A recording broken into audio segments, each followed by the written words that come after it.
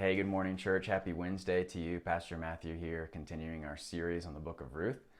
Remember that the book of Ruth is a book about suffering, and it's a book for anyone who's trying to reconcile the love of God with the brokenness of this world.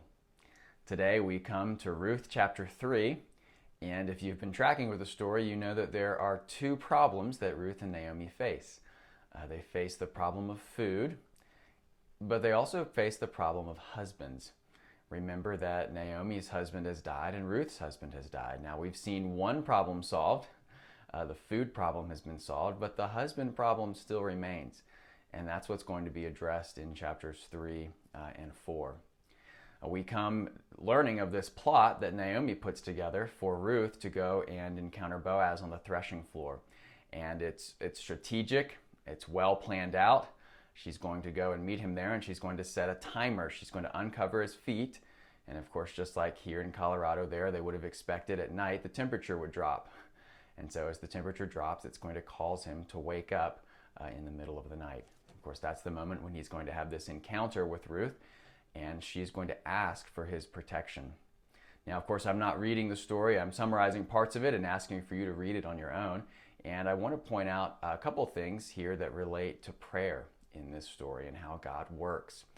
We've had a couple prayers, one from Naomi and one from Boaz. Naomi, in chapter 1, asks that the Lord may deal well with her two daughter-in-laws and give them husbands. That's in verses 8 and 9. So she's asking God to do this. And then in chapter 3, she's the one who comes up with the plot for Ruth to meet Boaz. Boaz has also prayed. In chapter 2, verse 12, he says, "May the Lord bless you for hiding under his wings. You've come to find shelter under his wings." And of course, Boaz then also becomes the answer to his own prayer, because we see that word wing repeated in chapter 3. Ruth tells him to spread his wing over her in verses 8 and 9 of chapter 3. And so the point of all of this is that God works to his people through his people.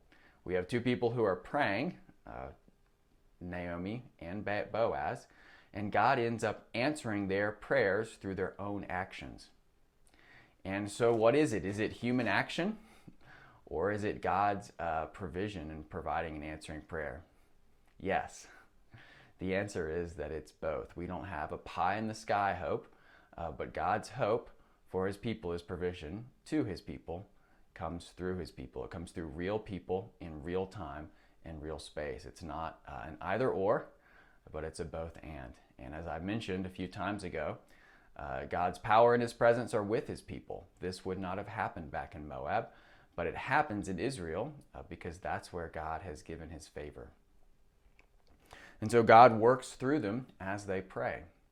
And we can expect the same to be true of us. We pray and God works through us. He may use us as the very answers to our own prayers during suffering as we ask him to help other people. Of course, God doesn't just bring his hesed love, his never stopping, never giving up, unbreaking, always and forever love through Boaz in this story, but he brings it in real time and real space to us as well in an even greater and more powerful way. Boaz was a smaller, lesser redeemer, and we of course look to our greater redeemer, Jesus, who hides us under his wings. And so he's brought us redemption, and so we can continue to pray to him, knowing that he's going to work to his people, through his people. Thanks so much, and I look forward to seeing you next time when we'll look into chapter 4 of Ruth.